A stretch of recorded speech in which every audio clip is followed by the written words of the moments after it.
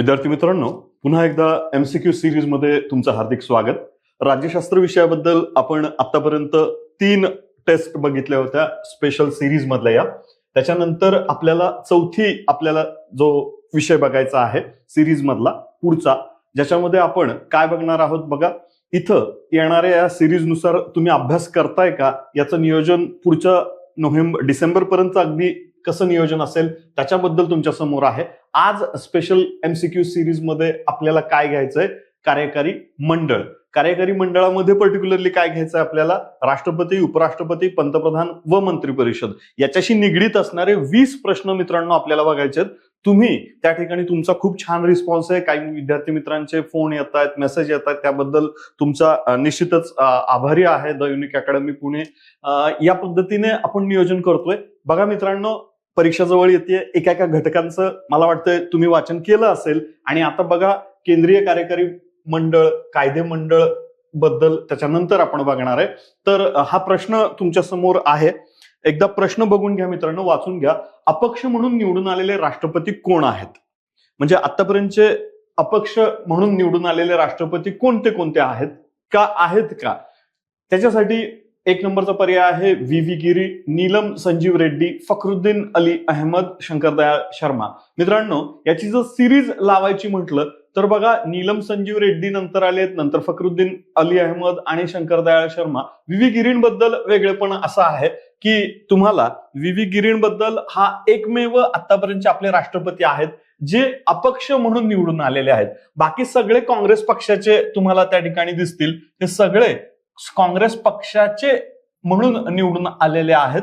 फक्त व्ही गिरी मात्र कुणाचे निवडून आले होते, ऍज अ अपक्ष म्हणून. तुम्हाला कल्पना आहे का, यांना इंदिरा गांधींनी पाठिंबा दिला होता. इंदिरा गांधींनी. काय कारण होतं? तुम्ही म्हणाल इंदिरा गांधी तर काँग्रेसच्या, मग त्यावेळेस काय झालं होतं?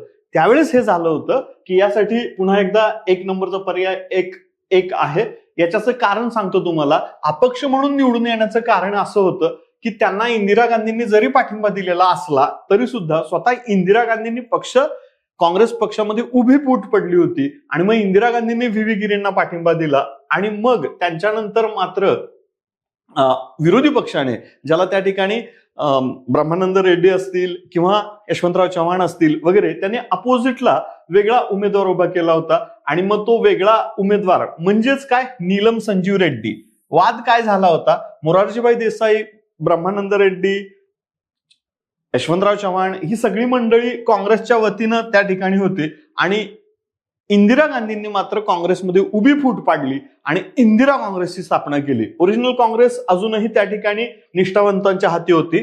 तर इंदिरा गांधींनी मात्र पक्ष फोडला आणि मग काँग्रेसच्या नीलम संजीव रेड्डींचा पराभव ह्या अपक्ष उमेदवाराने केला, व्ही गिरी म्हणजे वराहगिरी व्यंकटगिरी यांचं त्या ठिकाणी 4थे राष्ट्रपती ते त्या ठिकाणी झालेत. मित्रांनो, जस्ट जाता तुम्हाला यांच्याबद्दल गंमत सांगतो की मराठा या दैनिकामध्ये व्ही गिरी तेव्हा महाराष्ट्राच्या मुंबईच्या दौऱ्यावर होते पर्टिक्युलरली, आणि तेव्हा काय झालं, प्रके आत्रे मराठा दैनिक चालवत होते आणि मग गिरींना जवळजवळ 13 मुलं होती, अपत्य होती 13.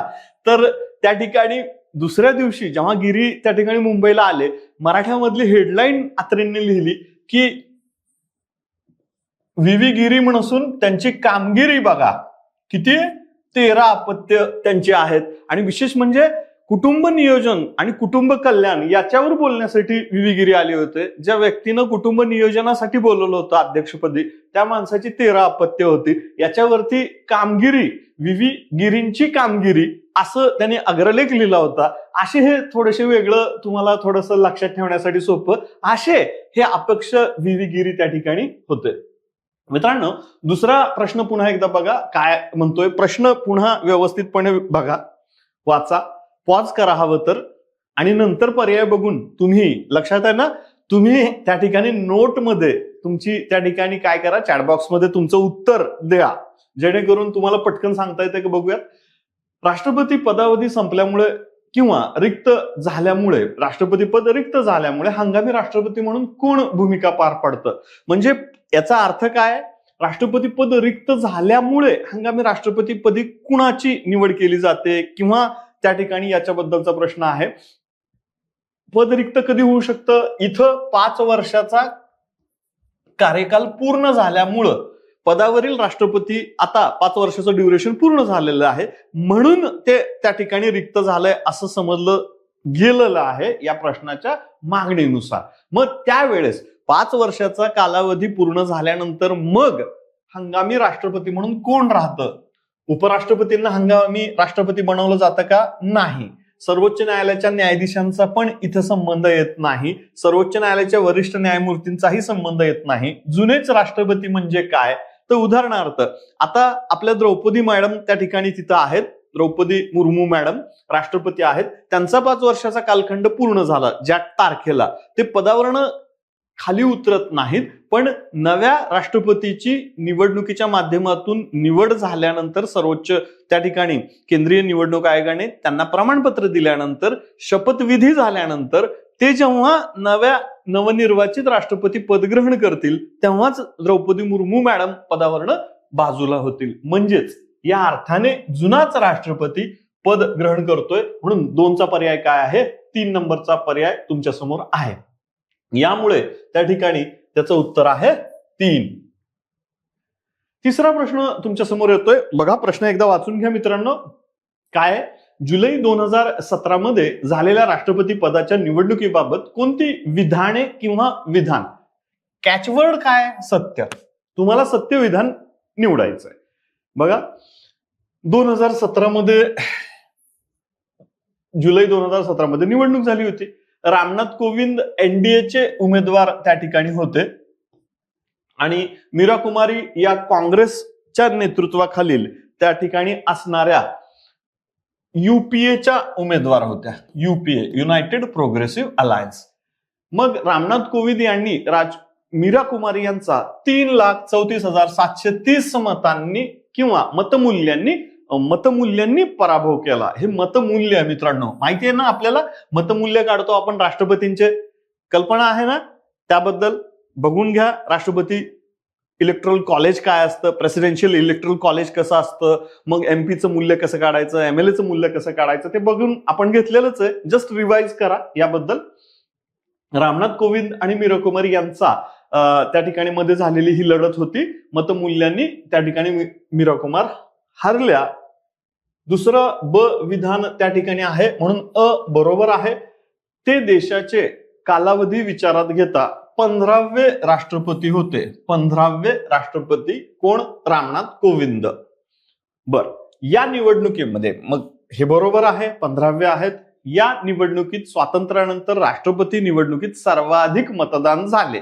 म्हणजे सर्वाधिक मतदान झालं ते किती होतं? जवळजवळ 99.8% वोटिंग त्या निवडणुकीत झालं. विशेष म्हणजे मित्रांनो हे अ ब क बरोबर असल्यामुळं आपल्याला त्या ठिकाणी हा पर्याय चूक आहे. हा पर्याय चूक आहे कारण इथं क आहे पण ब नाहीये. इथं ब आणि क आहे पण अ नाहीये, म्हणून हा चूक आहे. आणि म्हणून सर्व सत्य आहे, सर्व बरोबर आहे. बघूयात मग काय आहे प्रश्नाचं करेक्ट उत्तर. तर 4 हे करेक्ट उत्तर आहे. पुढे 4था प्रश्न तुमच्या पुढे आहे. प्रश्न एकदा वाचून घ्या मित्रांनो. काय म्हणतोय एकदा बघून घ्या. त्याचं करेक्ट उत्तर तुम्हाला शोधता येतंय का तेही बघून घ्या. मला वाटतं प्रश्न तुमच्या समोर व्यवस्थितपणे दिसतोय. तर तुम्ही 4था प्रश्न तुमच्या समोर आहे. इथं काय ओळखायचंय? असत्य विधान ओळखायचंय. अविधान. राष्ट्रपती इतर साधारण कायद्याप्रमाणे पूर्वानुवर्ती, पूर्व प्रभावाने किंवा पूर्वलक्षी प्रभावाने रेट्रोस्पेक्टिव्ह पद्धतीने अध्यादेश काढू शकतात का? मित्रांनो सांगा बरं पटकन. कुठल्या कलमानुसार अध्यादेश राष्ट्रपती काढू शकतात? येतंय का? लिहून बघा पटकन. कलम लक्षात येतंय का? कलम त्या ठिकाणी. प्रश्न काय? तुमच्याशी मी कसं बोलणार आहे? तुम्ही चॅट बॉक्स मध्ये पटकन त्या ठिकाणी उत्तर टाका बरं. कलम क्रमांक कुठला आहे? तिथं ऑप्शन देणार नाही. तिथं तुम्हाला डायरेक्टली सांगायचं. बघूयात. मग काढू शकतात का? हो काढू शकतात. काहीही प्रॉब्लेम नाहीये. राष्ट्रपती घटना दुरुस्तीबाबत अध्यादेश काढू शकत नाही. घटना दुरुस्तीबद्दल घटना दुरुस्तीबद्दल अध्यादेश काढू शकत नाही. हो, घटना दुरुस्तीबाबत राष्ट्रपती अध्यादेश काढू शकत नाही. हे विधान सत्य आहे. सर्वोच्च न्यायालयाने DC वाधवा खटल्यात 1987चा हा मूळ खटला होता. सर्वोच्च न्यायालयाने DC वाधवा केस 1987 याच्यामध्ये एक सूचना केली होती, एक कुठेतरी टीका टिप्पणी म्हणा सरकारच्या अध्यादेश काढण्याच्या कृतीवरती. वारंवार अध्यादेश काढणं हा घटनात्मक भ्रष्टाचार आहे, कॉन्स्टिट्युशनल करप्शन आहे, असं स्टेटमेंट DC वाधवा खटल्यामध्ये. UPSC पूर्व परीक्षेला विचारलेला प्रश्न मित्रांनो, हे स्टेटमेंट पुन्हा एकदा तुम्ही लक्षात द्या. खटला कुठला आहे? DC वाधवा खटला आहे हा. 1987चा हा खटला आहे. याच्यामध्ये वारंवार सरकारने अध्यादेश काढणं म्हणजे कॉन्स्टिट्युशनल करप्शनच आहे असं स्टेटमेंट त्यांनी दिलं होतं मित्रांनो, आणि म्हणून हेही बरोबर आहे. मग असत्य आहे, असत्य, असत्य तर नाहीये. क असत्य आहे का? नाहीये. ब असत्य आहे का? नाहीये. मग एकही असत्य नाही, म्हणून चौथ्याचा पर्याय 4. बघूयात मग काय आहे करेक्ट उत्तर. अरे वा, उत्तर 4 आहे, बरोबर आहे. बघूयात पुढे. 5वा प्रश्न तुमच्या समोर आहे उपराष्ट्रपती बाबत. 5वा प्रश्न पुन्हा एकदा बघून घ्या, तुम्ही वाचून घ्या व्यवस्थितपणे. 4ही पर्याय त्या ठिकाणी तुमच्या समोर आहेत. तुम्ही करेक्ट पर्याय निवडता येते का बघा. प्रश्न क्रमांक आपण 5 कडे आता वळलेलो आहोत. काय आहे 5 मधील विधान विचारात घ्या. ऑप्शन्स बघितले त्याच्याबद्दल. मग काय सांगतायत ऑप्शन.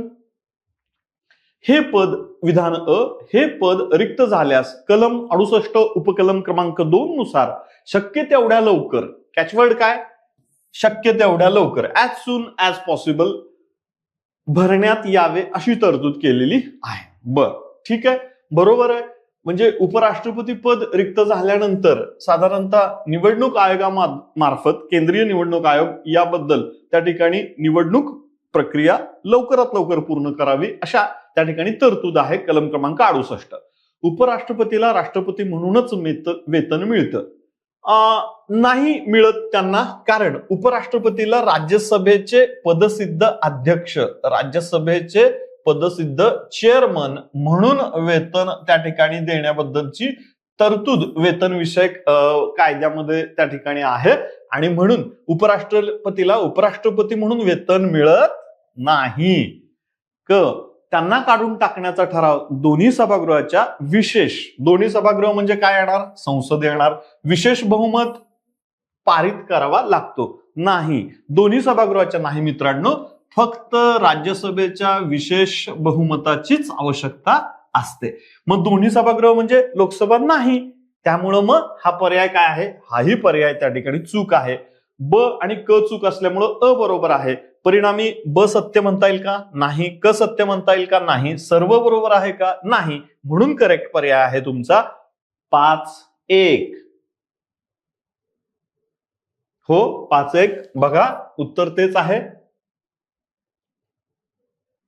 6वा प्रश्न जोड्या लावाबद्दल आहे मित्रांनो. पंतप्रधान पदाबद्दलची भूमिका किंवा पंतप्रधानांच्या भूमिकेबद्दलचं मत त्या ठिकाणी व्यक्त केलेलं आहे. बघा, आतापर्यंत आपण पहिला, दुसरा प्रश्न राष्ट्रपती बद्दल बघितलाय, तिसरा प्रश्न आपण साधारणतः चौथा, 5वा प्रश्न उपराष्ट्रपती पदाबद्दल बघितलाय. आता 6वा प्रश्न आपल्या समोर आहे, तो म्हणजे पंतप्रधान. पंतप्रधानाबद्दल वेगवेगळ्या विचारवंतांनी काय त्या ठिकाणी मत मांडलेलं आहे. प्रश्न तुमच्या समोर आहे मित्रांनो. बघा, प्रश्न दिसतोय का व्यवस्थितपणे तुम्हाला? बघा, एकदा वाचून बघा विचारवंतांचं नाव काय आहे आणि त्यांनी काय मत व्यक्त केलेलं आहे. 6वा प्रश्न आहे. 6व्या प्रश्नाचं योग्य पद्धतीनं काय उत्तर येईल हे त्या ठिकाणी बघून घ्या एकदा. मुनरो. आता मुनरोंनी काय स्टेटमेंट केलेलं आहे? राज्यरूपी जहाजाचा कप्तान म्हणून मुनरोंनी त्या ठिकाणी उल्लेख केलेला होता.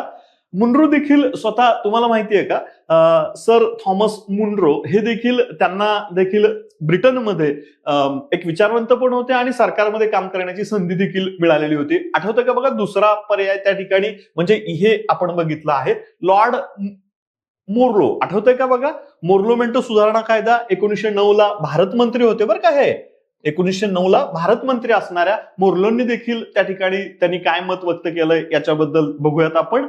समानातील पहिला असं त्यांनी त्या ठिकाणी म्हणलेलं आहे. फर्स्ट अमंग द इक्वल्स और फर्स्ट अमंग ऑल, या पद्धतीने समानातील पहिला असं त्यांनी म्हटलेलं आहे. विल्यम हार्टकोट नावाचा एक विचारवंत त्या ठिकाणी म्हणतोय, त्याच्याबद्दलचं विधान जर त्या ठिकाणी म्हणतील, तर गौण ताऱ्यातील चंद्र असा उल्लेख त्यांनी त्या ठिकाणी केलेला आढळतोय आणि विल्यम हार्टकोटने गौण ताऱ्यातील चंद्र असं पंतप्रधान पदाला म्हटलेलं आहे. तर आयव्हरी जेनिंग्स या विचारवंताने ऑब्व्हियसली राहिलं एकच आहे आपलं, ग्रह ज्याच्या भोवती फिरतात असा सूर्य असा पंतप्रधानाचा उल्लेख केलाय. मित्रांनो, याबद्दल जर योग्य पर्याय या ठिकाणी बघा, हा येणार नाहीये, चौथा पर्याय बरोबर येणार नाहीये, कारण एक ब येतोय. एक ब जर आपण घेतलं तर फक्त तिसरा पर्याय करेक्ट पर्याय त्या ठिकाणी आहे 6-3. बघूयात उत्तर काय आहे, 6-3 करेक्ट. आता पुढचा प्रश्न आपण त्या ठिकाणी बघतोय, 7वा प्रश्न आहे. 6 प्रश्न आतापर्यंत बघितले. 7व्या प्रश्नाकडे वळताना थोडंसं परत पंतप्रधान पदाबद्दल हा दुसरा प्रश्न आपण घेतोय. 7व्या क्रमांकाचा प्रश्न बघा बरं काय त्याचा प्रश्न विचारलेला आहे. तर हंगामी पंतप्रधान म्हणून कुणी काम केलेलं आहे. इथं पंतप्रधान हा शब्द नाहीये, हंगामी हा कॅचवर्ड त्या ठिकाणी आहे. हंगामी पंतप्रधान म्हणून कुणी भूमिका अदा केलेली आहे. ऑब्व्हियसली इथं तुम्हाला जी नावं दिसत आहेत, पहिला पर्याय चौधरी चरण सिंग किंवा चरण सिंग चौधरी. चौधरी चरण सिंग हे भारताचे उपपंतप्रधान होते आणि थोड्या कालावधीमध्ये साधारणतः 6 महिने 5.5 महिने त्यांना संधी मिळाली होती ॲज अ पंतप्रधान म्हणून काम करण्याची. चरण सिंग यांच्याबद्दल देवीलालचं वैशिष्ट्य आहे ते कोण होते, तर ते इथं चरण सिंग ॲज अ पंतप्रधान होते पण आणि उपपंतप्रधान होते पण हंगामी नव्हते. देवीलाल कोण होते, देवीलाल हे उपपंतप्रधान होते. उपपंतप्रधान हे पूर्णवेळ पंतप्रधान पण होते, कालावधी कमी होता नो डाऊट, आणि उपपंतप्रधान पण होते. देवीलाल उपपंतप्रधान, तुम्हाला माहितीये का मित्रांनो, देवीलाल दोन्ही सरकारमध्ये उपपंतप्रधान होते.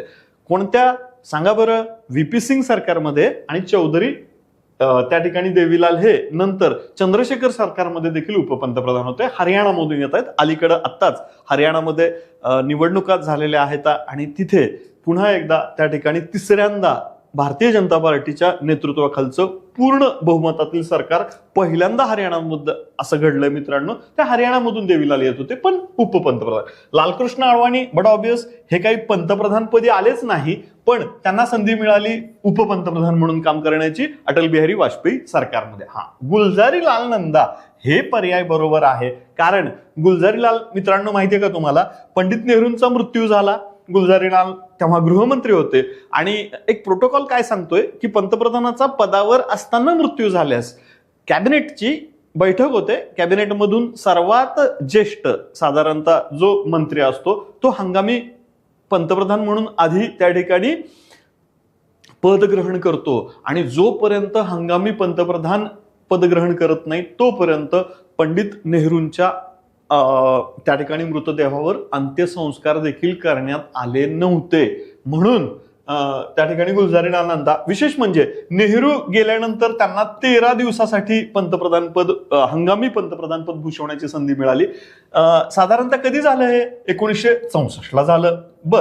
गुलजारीलाल नंदा बघा हा माणूस किती ग्रेट होता. पुन्हा एकदा दुर्दैवाने त्यांच्यानंतर बाजूला व्हावं लागलं. लाल बहादूर शास्त्री ॲज अ पूर्णवेळ पंतप्रधान झाले, पण 1965ला त्यांचा दुर्दैवाने परदेशामध्ये मृत्यू झालेला आहे. परदेशात मृत्यू होणारे त्यावेळेसचे त्या ठिकाणी हा दुर्दैवाने ताश्कंद, आठवतंय का बघा, ताश्कंदमध्ये त्यांचा मृत्यू झालेला होता. पुन्हा एकदा प्रश्न आला की बाबा आता लाल बहादूर शास्त्रींचा त्या ठिकाणी भारतात आणलाय, मृतदेह आणलाय, त्यांच्यावरती त्या ठिकाणी काय केलंय, अंत्यसंस्कार करायचे होते.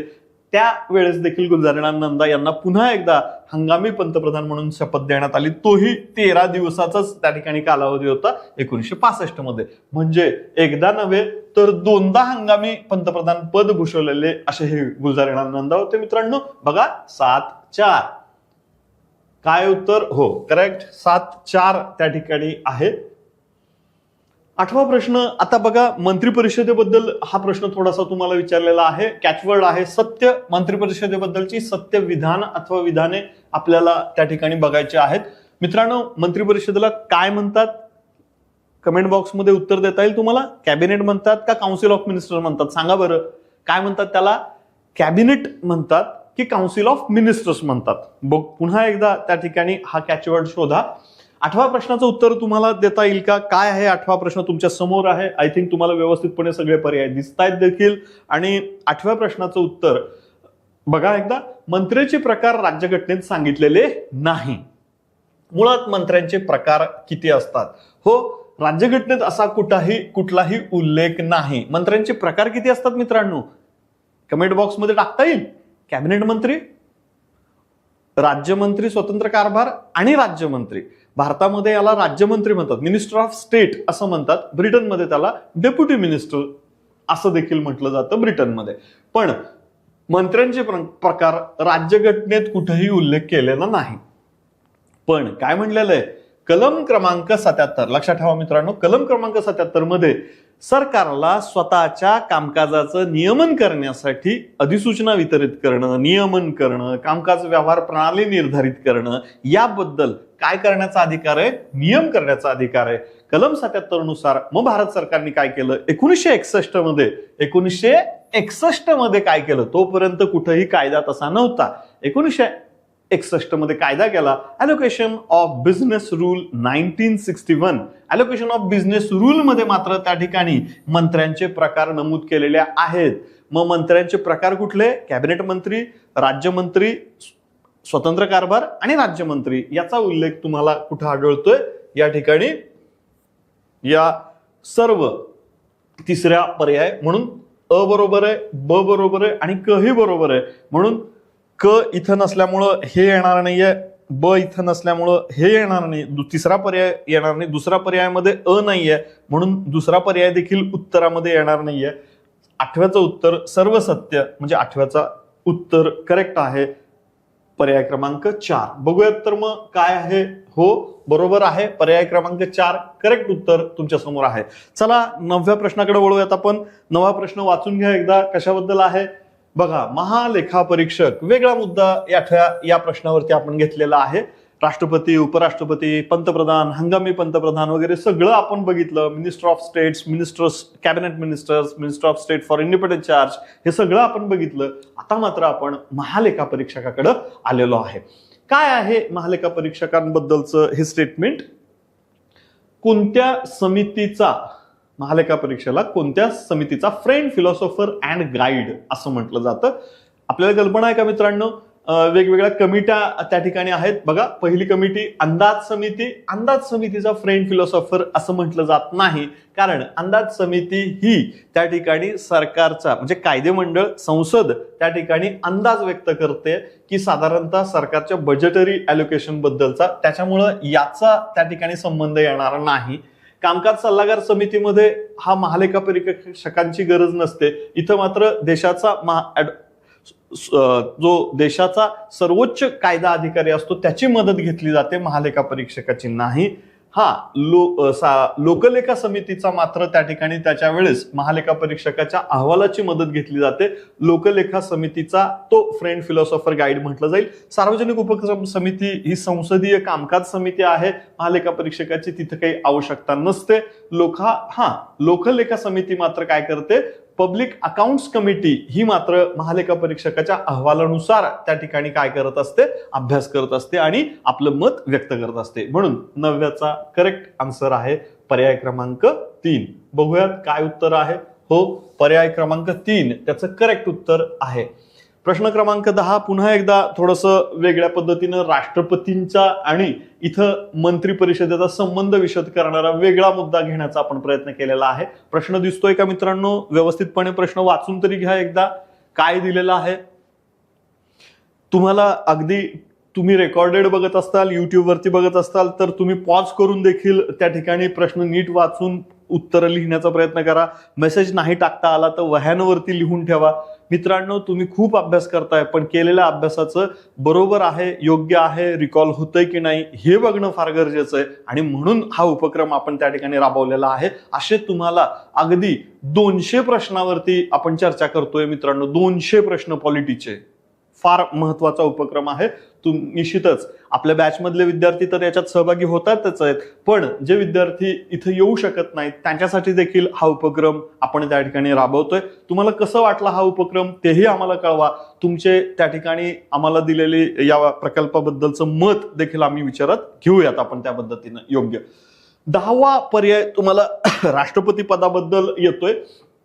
राष्ट्रपती पदाबद्दल सहाय्य व सल्ला देण्यासाठी म्हणजे राष्ट्रपतीच सल्ला व सहाय्य देण्यासाठी एक मंत्री परिषद, काउन्सिल ऑफ मिनिस्टर्स आपण असं म्हणतो, त्याला काउन्सिल ऑफ मिनिस्टर्स असं म्हणतो. राष्ट्रपती त्यानुसार काम करतात. या अनुषंगाने हा प्रश्न त्या ठिकाणी दिलेला आहे. काय आहे इथं?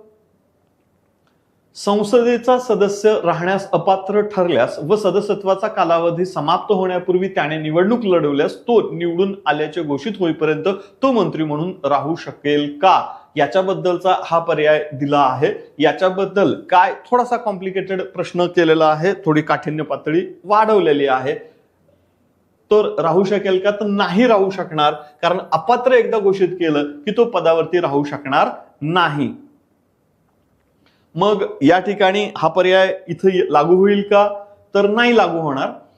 राष्ट्रपती मंत्रिपरिषदेचा सल्ला फेरविचार करण्यास सांगू शकत नाही. हेही चूक आहे, कारण राष्ट्रपती एकदा मंत्रिपरिषदेनं दिलेला सल्ला पुन्हा एकदा मंत्रिपरिषदेला फेरविचारार्थ पाठवू शकतात. क मंत्रिपरिषदेनं सल्ला दिला होता का याबाबत सर्वोच्च न्यायालय चौकशी करू शकते. नाही. मंत्रिपरिषदेनं राष्ट्रपतींना कोणता सल्ला दिलाय याच्याबद्दल हा प्रोटेक्टेड फॉर्मॅट मध्ये येतोय, म्हणून सर्वोच्च न्यायालयाला असा कुठलाही अधिकार नाही. रीतसररित्या याच्यावरती सुप्रीम कोर्टाचा ऑर्डर आहे. याच्याबद्दल संसदीय विशेषाधिकार समितीनं आपलं मत देखील व्यक्त केलेलं आहे. म्हणून या अर्थाने मित्रांनो अ आणि ब योग्य आहे का? नाही. अ ब क योग्य सगळं नाहीच. फक्त ब आणि क योग्य आहे का? नाही.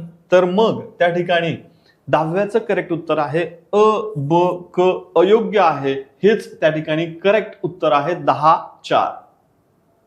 काय उत्तर आहे करेक्ट? 10-4. 11वा प्रश्न विधान आहे. काय विधान दिलंय बघा, तुमच्या समोर विधान दिलेलं आहे.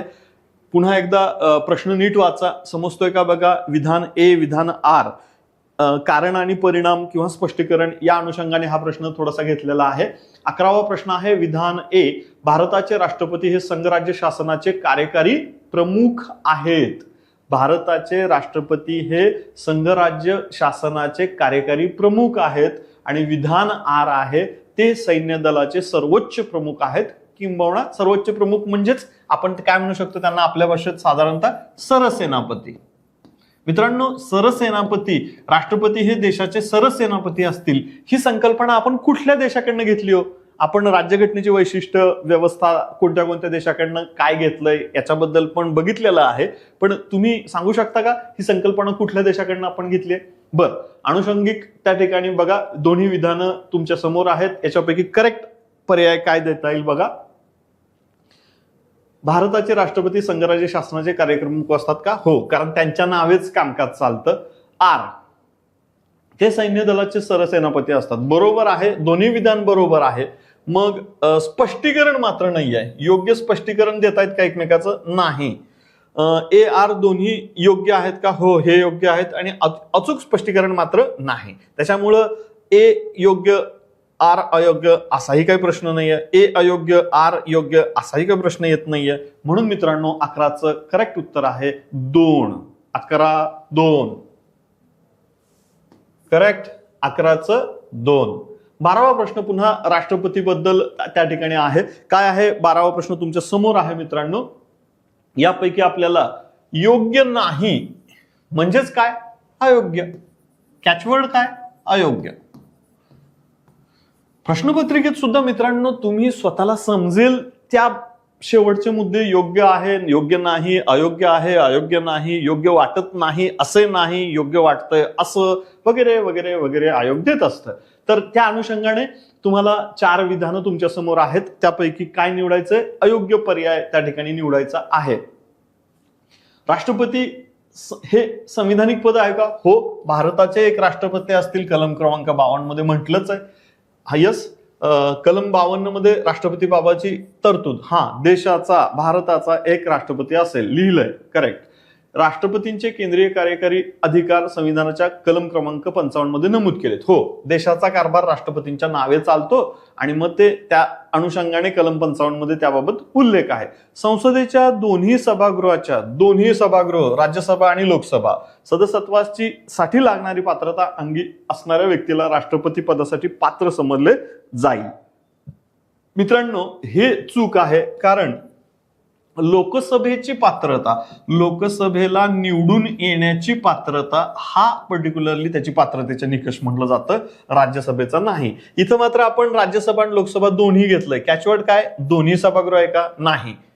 लोकसभा असतं तर कदाचित हा पर्याय मग बरोबर आला असता. पण मग बघा, म्हणून पहिला पर्याय येणार उत्तर नाहीये, दुसराही चूक आहे, तिसराही पर्याय चूक आहे, आणि मग 12चं अयोग्य पर्याय क्रमांक निवडायचा होता. विधान 12(4).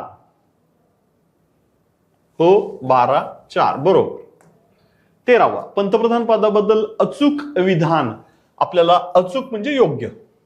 पंतप्रधान पदाबद्दल काय, प्रश्न एकदा वाचून घ्या मित्रांनो. काय तुमच्या समोर विधान दिलेले आहेत, आपल्याला योग्य तो पर्याय निवडायचा आहे. हा प्रश्न क्रमांक 13 आपण घेतलेला आहे. योग्य विधान ओळखायचं आहे. पंतप्रधानाच्या नियुक्तीबाबत संविधानात स्पष्ट तरतूद आहे, नाही.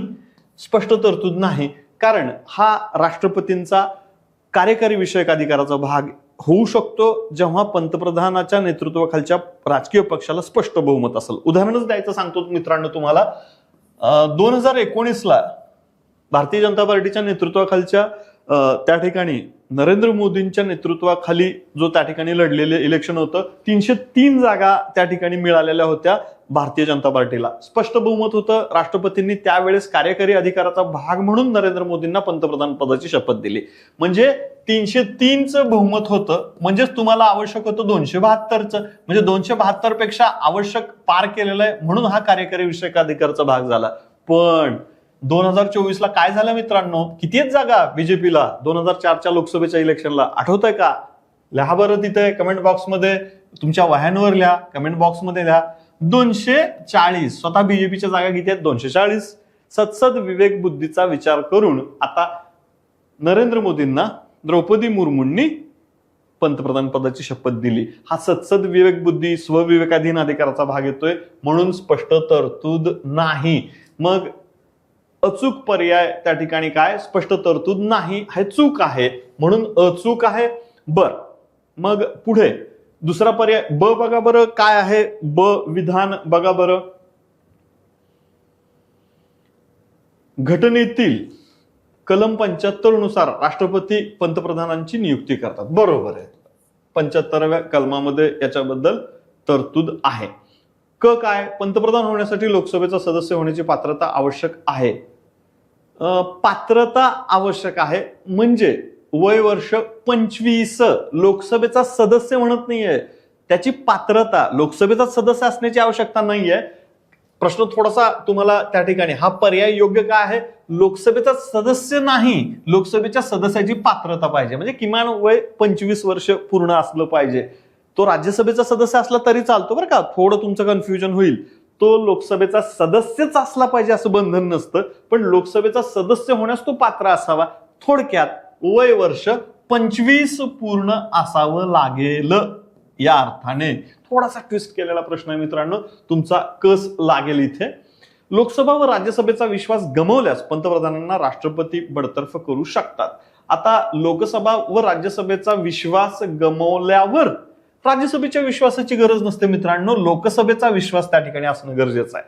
म्हणून राज्यसभेचा विश्वास गमावला म्हणजेच काय, राज्यसभेनं अविश्वास ठराव मांडला तरी आणि मंजूर झाला तरी पंतप्रधानाला राजीनामा द्यावा लागत नाही. म्हणून हाही पर्याय ड विधान चूक आहे. आणि त्या ठिकाणी ड चूक आहे. मग हे पहिला पर्याय चूक, दुसरा पर्याय चूक, तिसरा पर्याय ब आणि क हे विधान बरोबर आहे, चौथा पर्याय चूक आहे. म्हणून 13 13चं उत्तर काय, 3 बरोबर आहे. ठीक. 14वा प्रश्न तुमच्या समोर येतोय, संसदीय कामकाज प्रणालीबद्दल थोडंसं हा प्रश्न विचारतोय आपल्याला. 14वा प्रश्न काय आहे मित्रांनो तुमच्या समोरचा, याचा योग्य तो पर्याय बघा. विधान काय आहे तुमच्या समोरच, एकदा विधानं वाचून बघा, थोडासा वेळ घ्या, विधानं व्यवस्थितपणे बघा आणि आपल्याला त्याच्यापैकी काय द्यायचं आहे, बरोबर विधाने ओळखायचं आहे. बरोबर, करेक्ट पर्याय, योग्य पर्याय निवडायचा आहे आपल्याला या विधानांच्या आधारे. प्रश्न क्रमांक 14 काय आहे बघा, कार्यकारी मंडळाची निर्मिती कायदेमंडळातून होते. आता कायदेमंडळ म्हणजे संसद, म्हणजे मंत्रिमंडळातील सर्व सदस्य हे, मंत्री परिषदेतील सर्व सदस्य हे संसदेचे सदस्य असणं गरजेचं आहे. जरी मंत्री होताना नसले तरी चालतील, पण कमाल 6 महिन्याच्या आतमध्ये त्यांनी कायदेमंडळाचं सदस्यत्व घेतलंच पाहिजे, बंधनकारक आहे. आणि म्हणून पहिलं विधान बरोबर आहे. कार्यकारी मंडळाला कायदेमंडळ संयुक्तरित्या जबाबदार असतं. संयुक्तरित्या कार्यकारी मंडळ हे कायदेमंडळाला संयुक्तरित्या जबाबदार असतं. मग आता हा आहे का बरोबर पर्याय? नाही, कारण कायदेमंडळामध्ये राज्यसभेला ते जबाबदार नसतं. त्या अर्थाने मागच्या प्रश्नाचंच थोडीशी लिंक पुढे घेतलेली आहे. काय आहे क विधान? विधान क, संसदेचा पाठिंबा असेपर्यंत शासन अस्तित्वात राहू शकतं. संसदेचा असण्याची काही गरज नाहीये, राज्यसभेचा विश्वास नसला तरी त्या ठिकाणी शासन कार्यरत राहू शकतं, म्हणजे अविश्वास दाखवला तरी काही फरक पडणार नाही. राष्ट्रपती हा राज्यसंस्थेचा प्रमुख, तर पंतप्रधान शासनाचा प्रमुख असतो. हो, राज्यसंस्था म्हणजेच त्या ठिकाणी राष्ट्राचा प्रमुख आणि शासन प्रमुख म्हणजे सरकारचा प्रमुख. या अनुषंगाने हे विधान बरोबर आहे. त्यामुळं बघा, विधान अ आणि विधान ड बरोबर आहे. या अर्थाने 14चा करेक्ट आन्सर आहे पर्याय क्रमांक 4.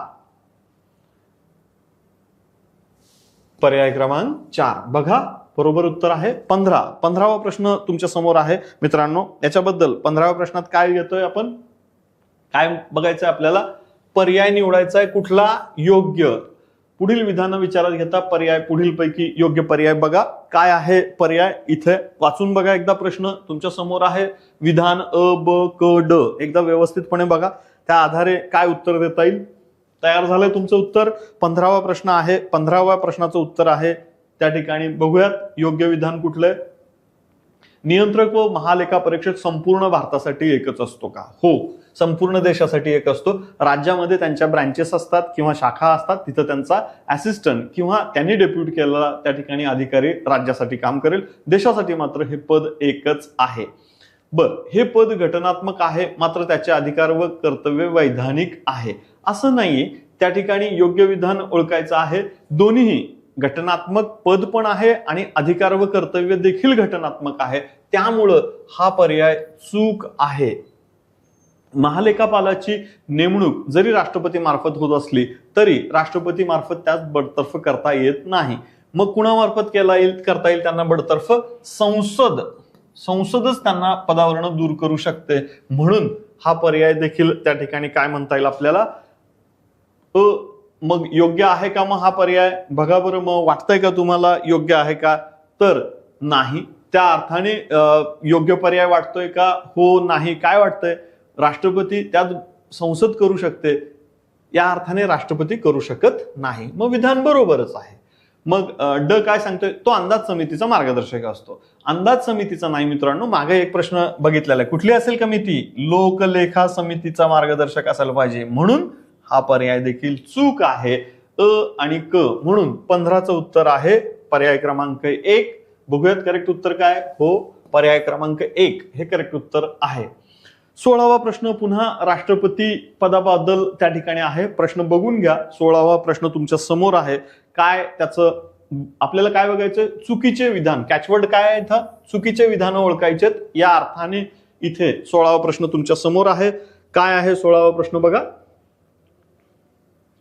भारताचे उपराष्ट्रपती राज्यसभेचे पदसिद्ध उपसभापती असतात का? ते नाही, ते असतात सभापती. राज्यसभेचा त्या ठिकाणी मग दुसरा पर्याय तुमच्या समोर आहे. काय दुसरा पर्याय आहे बघा. राज्यसभेचा उपसभापतीची निवड राज्यसभेचे सदस्य आपल्यातील एका सदस्याची करतात. हो, बरोबर आहे ना. उपसभापतीची निवड मतदान करून किंवा एकमताने सदस्यांमधूनच केली जाणार आहे. उपराष्ट्रपतीस त्याच्या पदावरून दूर करण्यास कोणताही ठराव राज्यसभेत विचाराधीन असताना त्याबाबत राष्ट्रपतीस भाषण करण्याचा हक्क नाही. त्या अर्थाने मग त्यांना भाषण करता येईल का? त्या ठिकाणी भाषण करता येईल, आपलं मत मांडता येईल, पण त्या ठिकाणी मग त्या पद्धतीने भाषण करण्याचा हक्क नाही असं नसतं, त्यांना मत मांडता येतं, म्हणून हेही विधान चूक आहे मित्रांनो या अर्थाने. आणि मात्र त्यावेळेस त्यात मतदानाचा हक्क असतो नाही, त्यांना मतदान करता येत नाही, त्यांना मत मांडता येतं, कारण उपराष्ट्रपतींना त्यावेळेस मतदान करण्याचा काही अधिकारच नसतो. त्या अर्थाने केवळ विधान ब बरोबर आहे, अ चूक आहे, क चूक आहे, ड चूक आहे. म्हणून 16चा पर्याय त्या ठिकाणी काय येतोय? पर्याय क्रमांक 4.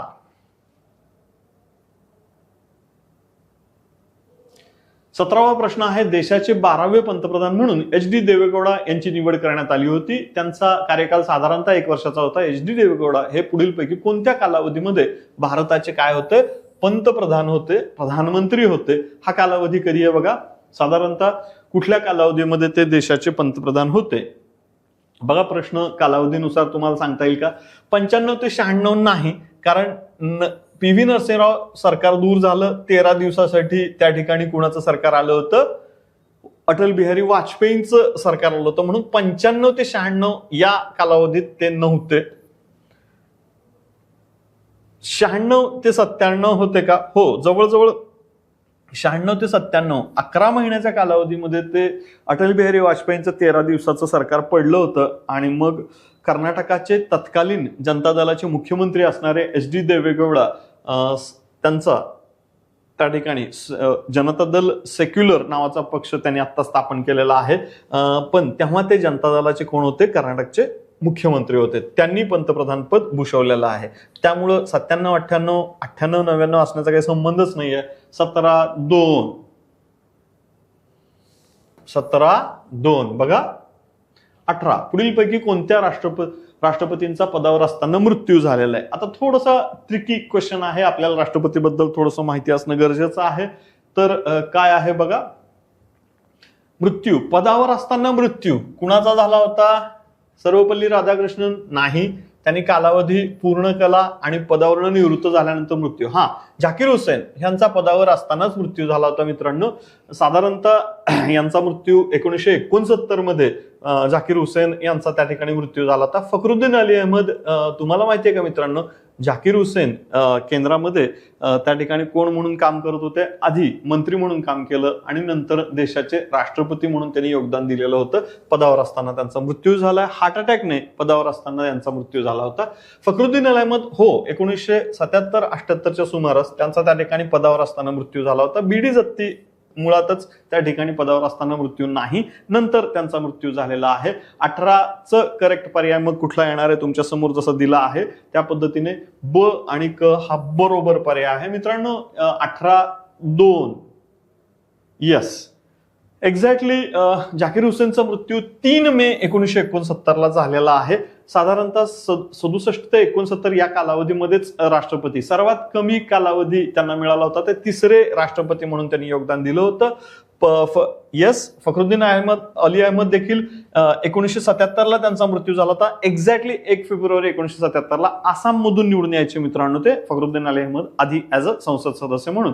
आणि साधारणतः 5वे राष्ट्रपती म्हणून त्यांनी 1974 ते 1977 या कालावधीमध्ये आपलं योगदान त्यांनी दिलेलं आहे. 19वा प्रश्न, सेकंड लास्ट आहे हा. 19वा प्रश्न बघा, महाराष्ट्राच्या थोडंसं मुख्यमंत्री पदी असणारा एक व्यक्ती, केंद्रामध्ये खूप मोठं नाव या व्यक्तीचं आहे. महाराष्ट्राचं अगदी आजचा जो महाराष्ट्र आजच्या या सुस्थितीत आणण्याचं योगदान माननीय श्री यशवंतराव चव्हाण यांचं आहे. महाराष्ट्राचे जे जनक आहेत खऱ्या अर्थानं. महाराष्ट्र राज्याचे पहिले मुख्यमंत्री असणारे यशवंतराव चव्हाण यांनी कोणत्या राजकीय पक्षाच्या वतीने चरणसिंग सरकारमध्ये उपपंतप्रधान, आता आपण मगाशी बोललो होतो मित्रांनो, तुम्हाला माहिती आहे का, फार कालावधी मिळाला नव्हता त्यांना ऍज अ उपपंतप्रधान म्हणून. फक्त 170 दिवस होते ते.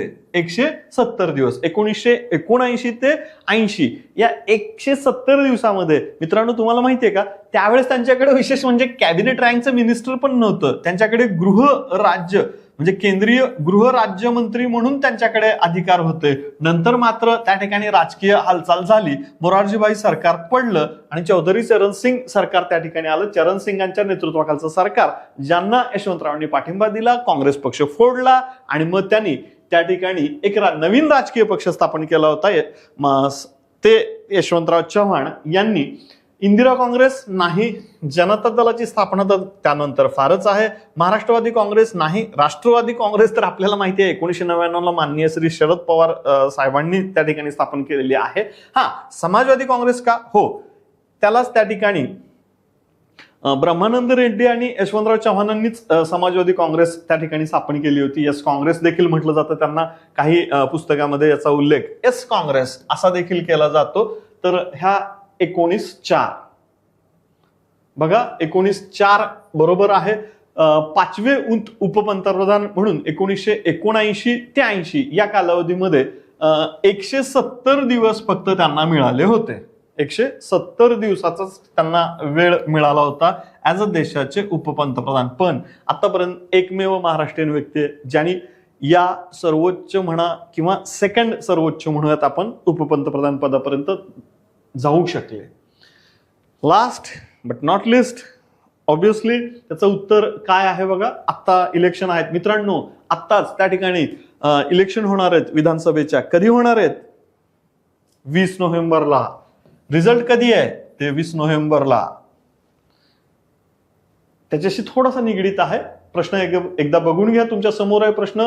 2001 मध्ये याच्याबद्दल एक प्रकारची घटना दुरुस्ती आपण केली होती. 2001च्या 84व्या घटना दुरुस्तीनुसार टिंबटिंब नंतर केलेल्या पहिल्या जनगणनेची आकडेवारी प्राप्त होईपर्यंत, प्रश्न नीट बघा, आकडेवारी प्राप्त होईपर्यंत राष्ट्रपतीची किंवा राष्ट्रपती निवडणुकीसाठी विधानसभा सदस्यांच्या मतांचं मूल्य काढण्यासाठी आपण 1971च्या जनगणनेची आकडेवारी गृहीत धरणार आहे. मग कोणत्या वर्षी नंतर केलेल्या जनगणनेची आकडेवारी नंतर गृहीत धरली जाणार आहे, याच्यासाठीचं करेक्ट उत्तर त्या ठिकाणी देता येते का बघा.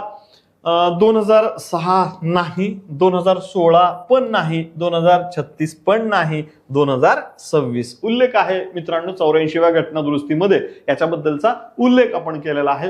हे इसवी सन आहे, इसवी सन 2026. येतच आहे, 2 वर्ष फक्त अवधी बाकी आहे. पर्याय क्रमांक 3 त्याचं करेक्ट उत्तर आहे. आणि निश्चित या मतांचं मूल्य म्हणजेच MLNच्या मतांचं मूल्य आपण 84व्या घटना दुरुस्तीनुसार 2001 मध्ये केली होती. त्याच्यानुसार 1971ची जनगणनेची आकडेवारी आपण विचारात घेणार आहे. मित्रांनो, पुढे दिवाळी निश्चितच झालेली आहे. आता बघा पुढचं आपल्याला काय घ्यायचंय.